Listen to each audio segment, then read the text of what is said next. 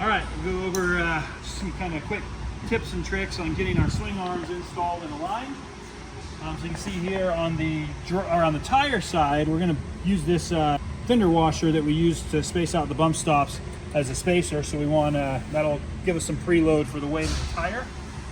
On the other side, depending on what you're carrying on the jerry can or the ladder, you may or may not need to add that much preload. But you can see we got a gap here. It's kind of what we're going for on that. By the time we get all the weight of the tire on there, that'll bring it right down. And you want to put a fairly generous amount of anti-seize on those 7/16 bolts. The weld nuts in the bumper are not coated inside, so that'll give us a nice coating. Make sure those bolts threads don't rust out. We'll start on the outside, get those bolts in. What actually works really well for these, if you have one, you don't necessarily need one, but just a slight swivel head on your extension will make it much easier to get that socket on the bolts.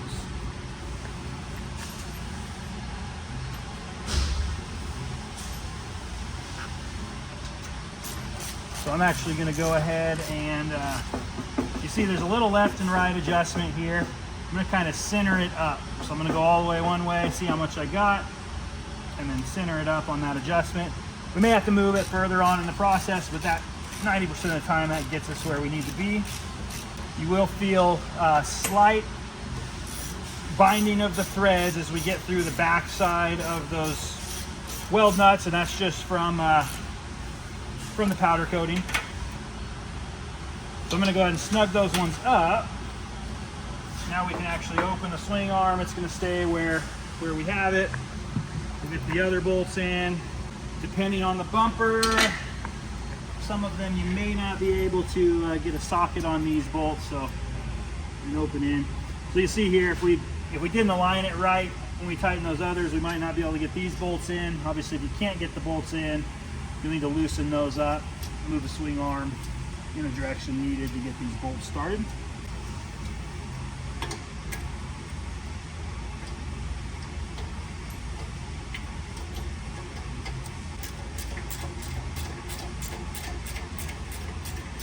So I'm just going to snug these ones up as well.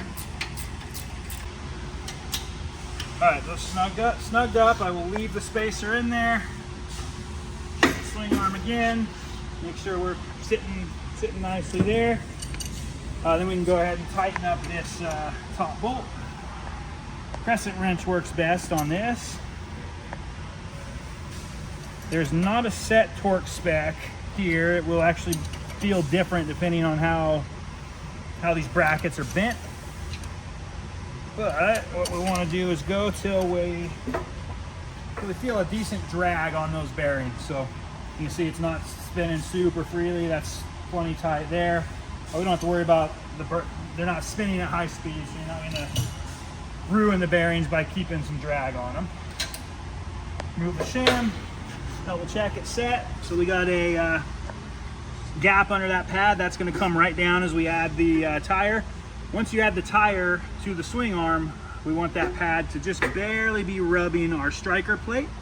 If you got too much or not enough, you can kind of repeat the alignment process, shim it or unshim it accordingly until you get that drag where you want to be. We should not need to be forcing that pad up and over the striker plate.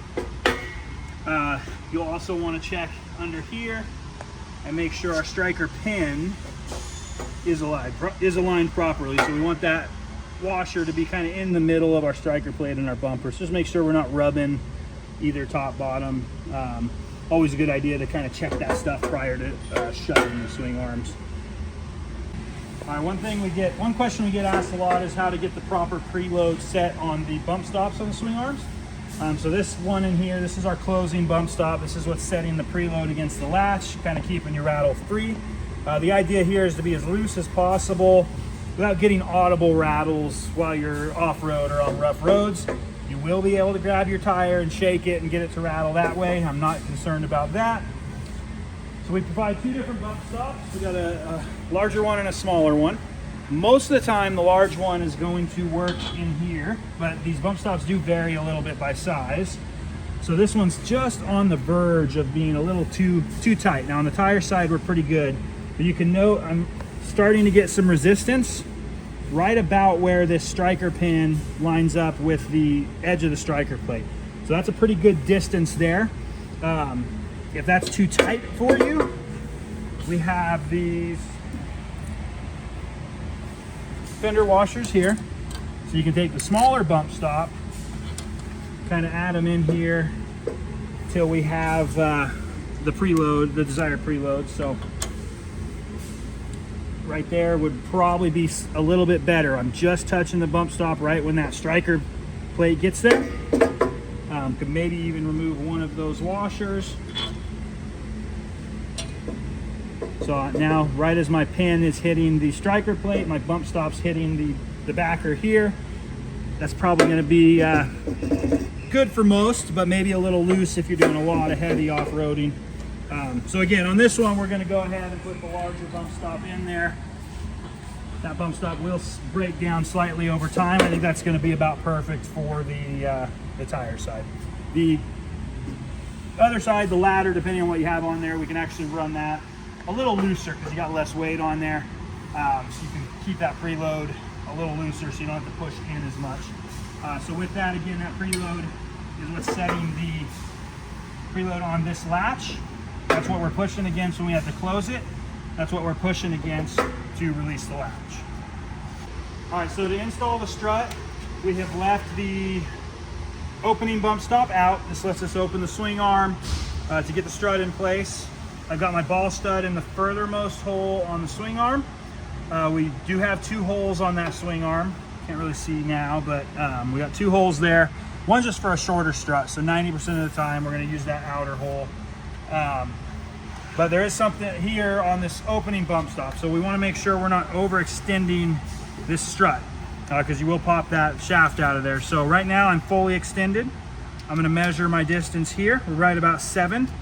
So we want to be at 6 3/4 roughly at full extension once we put this bump stop in, if not a little less than that. So right there, and with this, you'll kind of want to pull on it, squish that bump stop a little as well.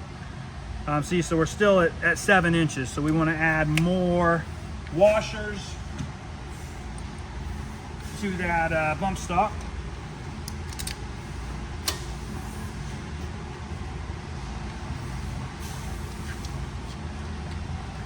So right there, about 6 3/4 there, so that's pretty good.